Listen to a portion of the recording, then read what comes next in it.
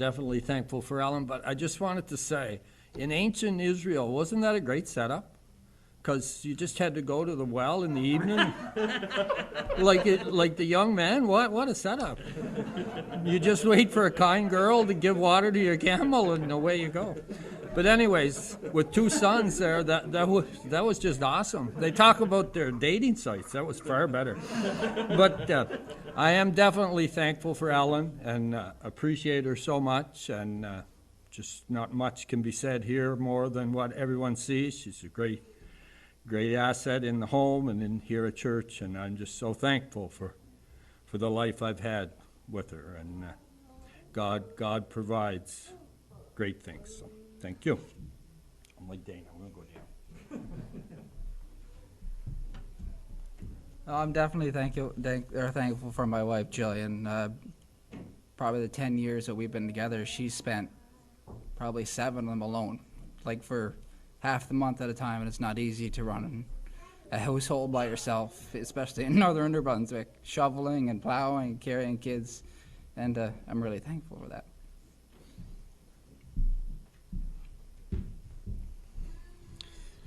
One of the things that I'm most thankful for, and with Cheryl, is I remember when we first moved here after we got married, we were living in Littleton, and I was chasing her around the house, and she's yelling and screaming and hollering, and the neighbours popped over a few, 10 minutes later and said, "Is everything okay there?" And we're like, "Yeah, we're just playing," right? And here it is, however many years it is now, 20-odd years, and we're still playing. So I just love it. It's just great. She's the best thing. I may be 50-odd years old, but I'm really 19.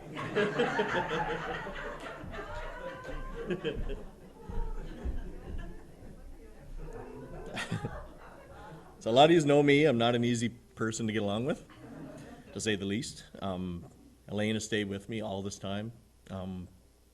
And now that we're super old, or it feels super old, she's looking after our newborn, and she's tired all the time.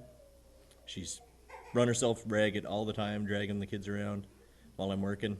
And yeah, she's a saint for staying with me, honestly. So I love her to death.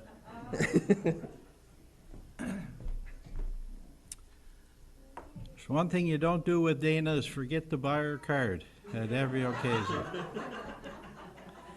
It's been, I guess, almost 47 years, or almost 48 years we've been together. And I'll have to tell you, a couple years ago I bought a card for Valentine's, and I was looking through them all, and there seemed to be an awful lot of different ones to buy. So I picked out one, and I just picked it up and took it home and wrote in it and give it to her. And she looked kind of funny, and it said, "To my wonderful husband on Valentine's Day."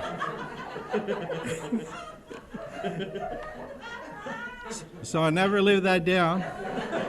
It wasn't the one I thought I got, but I should have bought glasses first. But I asked you to pray for her. She's having a rough time. This morning she got up, and I had to almost carry her back to bed this morning. Her back was so sore and so pain. She had her MRI this week, and they're sending her to a neurologist. It seems like there may be some indication of MS.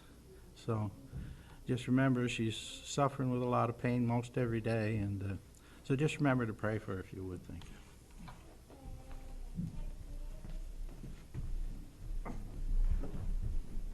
Thank you very much, man. Appreciate it. Appreciate that. Yeah, it was an interesting week with Paulette for sure. So happy Valentine's, babe. Well, I believe at this time it's time to go to classes. I'm sorry, Pastor, we took up a little bit of your time, but at this time, and thank you everybody for coming out this morning.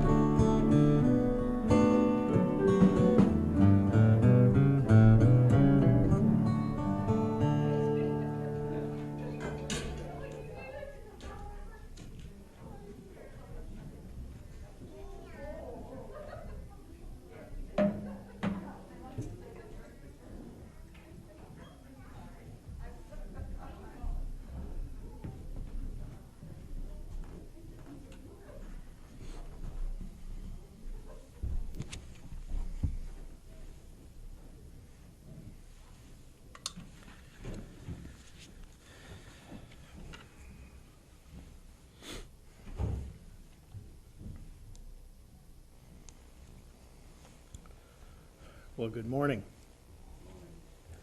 It's good to be with you here this morning as we make our way through the book of Proverbs. We are looking at, last week we began the topic of sin and what Proverbs has to say about it. And hopefully this week we'll finish up that topic, and then next week we're going to be looking at vengeance. Proverbs has a number of things to say about vengeance, but this week we're hoping to finish up with the topic of sin. And so we've looked through a great deal of what it has said, but I'm going to leave kind of the recap, and we're going to start where we finished off in Proverbs 28 and 13. Proverbs 28 and verse 13. This was the last verse that we made mention about. And as I've said a number of times, one of the things that I love about Proverbs is that it showcases how much God has invested in our lives. It showcases how much He wants to be able to help us as we live our daily lives. So He gives us a wealth of information, a wealth of wisdom to be able to help us make decisions that are going to guide our lives properly and get to the end point that we want to get to. And so Proverbs 28, verse 13 says, "He that covereth his sins shall not prosper, but whoso confesseth and forsaketh them shall have mercy." We finished off by saying that trying to hide your sin, it just doesn't pay off. It's not worth it. Sin is one of those things that has to be dealt with. It can't be sequestered. It can't be put in the closet because it just festers. And it impacts all kinds of other areas. The longer that sin is in your life, the more that it has an impact on your life, the more that it changes you. And the only way, therefore, to deal with sin is to acknowledge it and then to run away from it, to leave it behind. Like Joseph, when Potiphar's wife grabbed a hold of him, he left his coat in her hand and got out of there as quickly as he could. Because he had already made a decision beforehand that if I'm faced with sin, I'm going to get as far away from it as possible. And that's what we need to do. Dealing with sin is acknowledging it, acknowledging that it is sin, not downplaying it. Oh, it's not that bad. We can play with it. It's fine. But to acknowledge the sin and then get away from it. That's the best way. It's the only way that we can deal with sin. So that's Proverbs 28:13, and the next verse is in the same chapter, just a few verses later, in Proverbs 28 and verse 24. It says, "Whoso robbeth his father or his mother, and saith, it is no transgression, the same is the companion of a destroyer." Now we have looked at this verse before a while ago, but the idea that is very clear here, the sin that he's talking about here, is when a son or a daughter takes advantage of the relationship that they have with their father or mother and takes advantage of them, takes from them.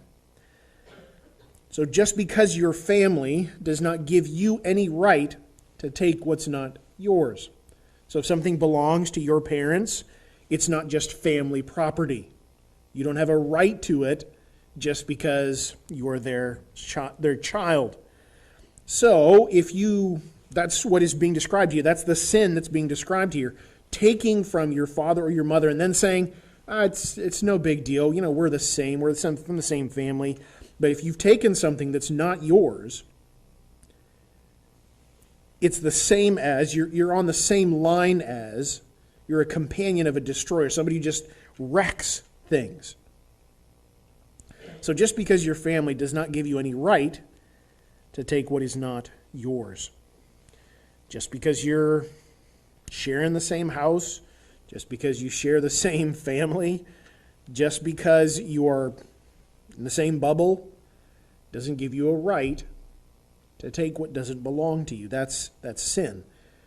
And I like that last portion of the verse. He actually illustrates and draws home how serious it is. The same is the companion of a destroyer. You're right alongside someone who's just wreaking havoc and ripping things apart and tearing things down.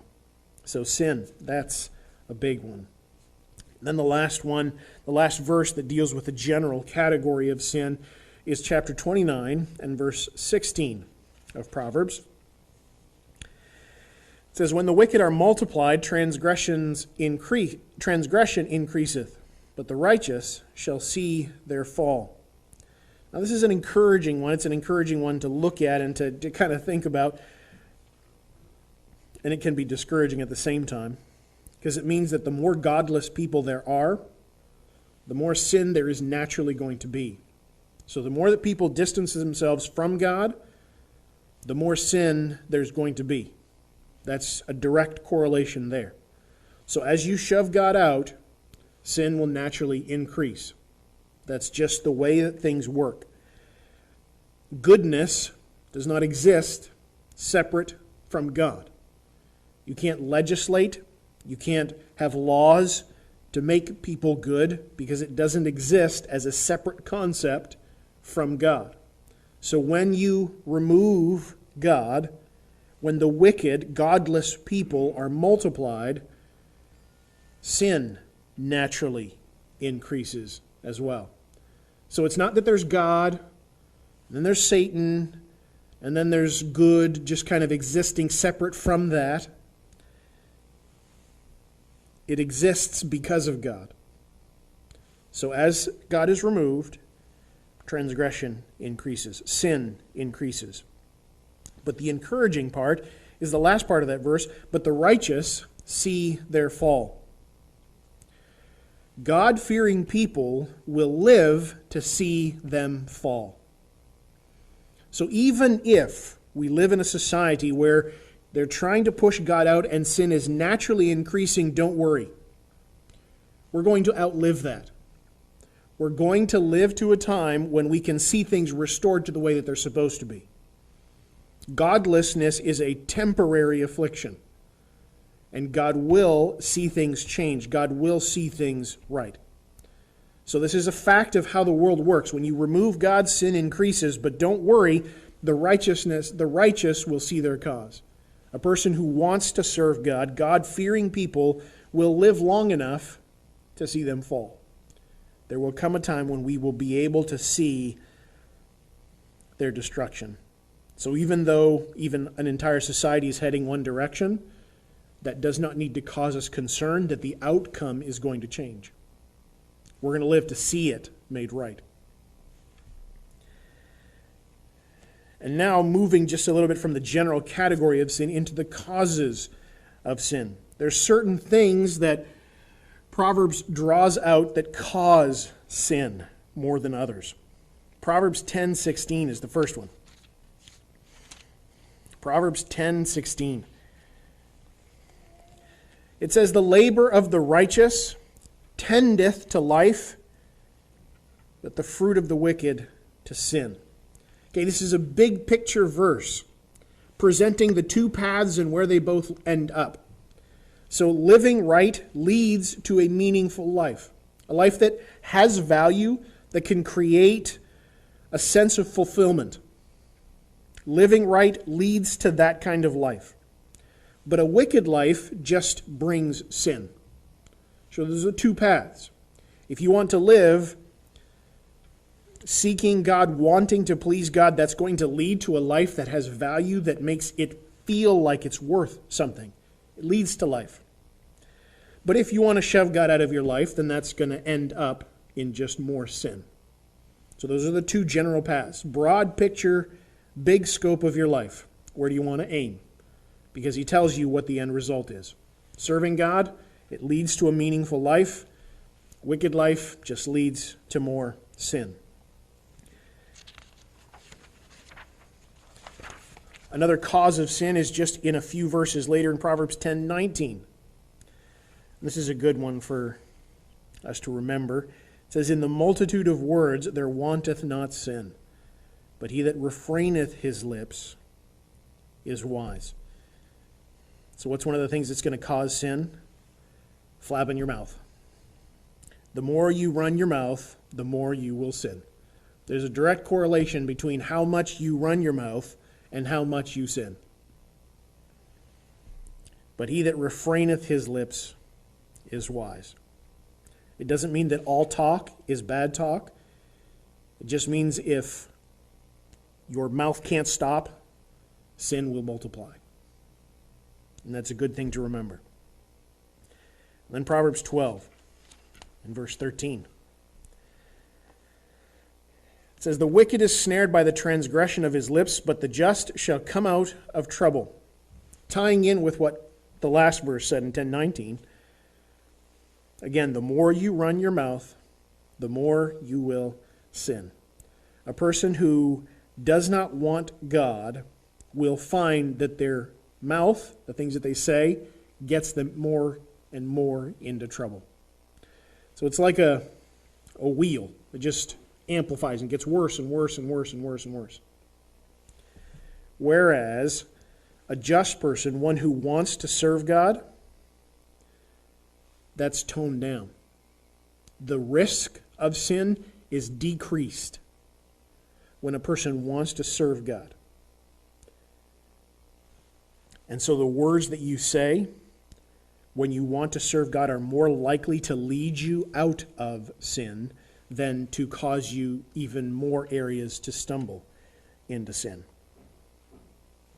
Then Proverbs 24 and verse 9.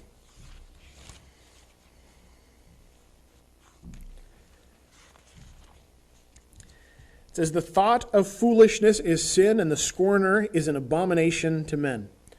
Again, we've looked at this verse before, and so we'll just touch it very briefly. Foolishness is, the simplest definition, is a person who is unthinking. And they're unthinking because they think that they don't need God. So those two things go together. A foolish person is one who doesn't think they need God. And therefore they're not processing things correctly. They're not looking at things correctly. They're unthinking. And basically, to think that you don't need God is just sin. There's not a gray area there. Basically, if you think you can make it without God, if you think that you don't need God, then that's just sin. In Proverbs 28 and verse 21.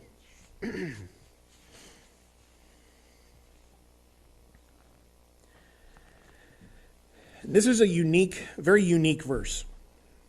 It says, "To have respect of persons is not good, for a piece of bread that man will transgress." When you show partiality to certain people, when you look at people and you rank them according to how you think of them, when you assign more people worth than other people, when you give moral value, it illustrates that your integrity can be purchased. So when you look at people and you just, well, this person, I would prefer to hang out with this person, they're of a better quality than this person. When you morally make judgment calls about people, it illustrates that your own integrity is up for purchase. Because it's a mindset. You have started to grade people based on value. And all that does is showcase is that you have a price. When you grade others, it just showcases that I have a price. I can be purchased because I see people as having value. Therefore, if I grade somebody very high, I am going to be more likely to be purchased, to want to side with and compromise my integrity because I value some more than others. When you show partiality to certain people over others, it illustrates that your integrity can be purchased. For a price of bread, that man will transgress. That man will sin just for a piece of bread. It means you're willing to compromise things that you shouldn't because you view people according to a scale of value, not as God sees them. That's a big verse right there. Darren. But on the flip side of the coin, there's certain groups of people that for whatever reason you just don't want to have anything to do with. Not like, how can I explain it? Like, you don't roll in the mud with certain people. Right. Right. So that's kind of there's a bit of a tension there between those two ideas, isn't there? Yeah. The question is, for those of you that are watching, is there is a tension between not having respect of persons, but understanding that there are certain people that you shouldn't hang out with. Is that an accurate way of? And the understanding, what he's drawing at here, is assigning value, not acknowledging risk. Proverbs is very clear that there's some people that, because of the risk of falling in with them, of being kind of seduced into sin, that you need to be careful with. But we need to make sure that that is not a moral, that we don't assign a moral value of significance to people. So, for instance, I'm not going to, no, I need to be more careful. I understand that some people are going to, if I hang out with them, draw me towards certain sins. But it would be a very dangerous thing for me to look at them and say, they're sinful, therefore they are of lower value. They are only worth so much, and look down on them. There is an understanding that we need to have about the risks to protect our own testimony, and that we don't also fall into sin. But then there's a step even beyond that where I begin to see myself as better than them because I don't sin that way, and it's a rank system. There's a level playing field where you can understand, you stay out of certain lanes. But then there's a ranking system where I can value them less. And that's the difference, I think, there. It's not be careful what lane you're driving in. It's be careful that you're not ranking and looking down on others. It's how you view yourself. It's a ranking of yourself. And it's very difficult for Christians sometimes to find that balance. Because we understand that we don't want to deal with some sin, we don't want to be around some sin. So there is a tension, though. You can see where Yeah. it comes here. Yeah, there is naturally a tension that's there, but the wisdom that God provides is to help us make sure that we're not looking down on others, but that we're putting safeguards in place as well. So there is a tension there, but it's a mindset of how you value others. Yes. Yeah. One is motivated by pride, where I think I'm better than someone else. And the other is motivated by the fear of the Lord. I so want to please God that I don't want to fall and do certain things. Which I might be tempted to do if I hang around with Drew Bay. Yeah. Yeah. Like one of my favorite verses, if you sit down with a wealthy person and you find that you are greatly desirous of the food that's in front of you, it's better for you to lift the knife to your throat than it is to the plate. It's not that that person is a horrible, lesser valued person. It's I need to make sure that because of the fear of the Lord, I don't put myself in a position where I fall. So yeah, it's very much a pride motivated kind of a thing. Does that help some? Good, good. The next one is Proverbs 29 and verse 22. And this is a big one. Proverbs 29:22, an angry man stirreth up strife, and a furious man aboundeth in transgression. When you struggle with your temper, if your temper is something that you know is something that's hard to control, there will naturally be sin in abundance. Basically, if you lose your temper, the probability of sin is greater. So we need to make sure that our temper doesn't get out of control. Because if you have a short fuse, if you lose your temper, just exponentially increases the amount of sin that is going to be around. If you control yourself, there is less likelihood of there being things for you to trip up on and sin for you to fall into.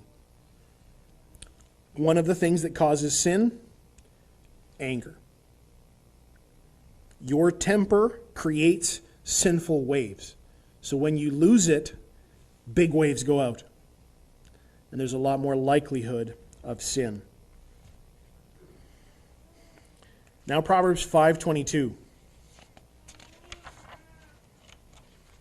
And I'll just deal with a couple of these verses under the repercussions of sin, because Proverbs tells us what happens when we sin.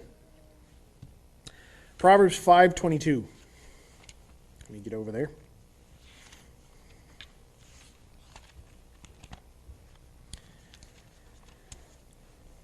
It says, his own iniquities shall take the wicked himself. He shall be holden with the cords of his sin. In this whole chapter, in chapter 5, he is talking specifically about the sin of adultery. And if you sin, if there is adultery in your life, if you're looking for pleasure and satisfaction outside of the marriage relationship, then that will naturally create cords and sin and chains that will slow you down, that will drag you into sin. One of the repercussions of sin, so it's specifically talking about adultery, but the principle generally applies to all sin. And it's very simple. Your sin will capture you. Whatever sin that you struggle with or you think is okay or whatever it is, every time there are hooks, there are chains that sin puts into our lives that hold us and that drag us down. Sin is not a static thing. You don't just sin and then stay there. But it pulls you under. Like drowning. It's like trying to paddle, and then every time you sin, every time you sink into it, and every time you want it and indulge in it again, there's more and more weights being put on you to pull you under. And that's what's being talked about here. Your sin will capture you. His own iniquities shall take the wicked, and he shall be holden with the cords of his sin. It will chain you and holding you from doing anything. Verse 23, he shall die without instruction, and in the greatness of his folly he shall go astray. It just illustrates how great of a folly, how great of a mistake it is to not only do adultery, but to allow sin to take up residence. Because it just more and more puts those chains in there and continues to drag you down. Then we'll tackle one more. In Proverbs 13 and verse 21.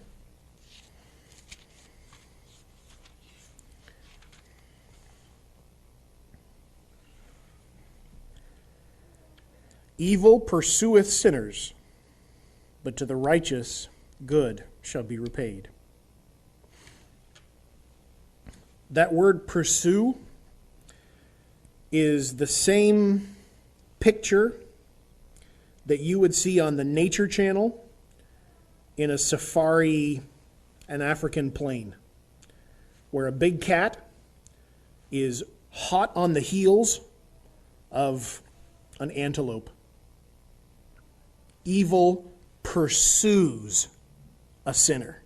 It is ravenously running after a person who sins.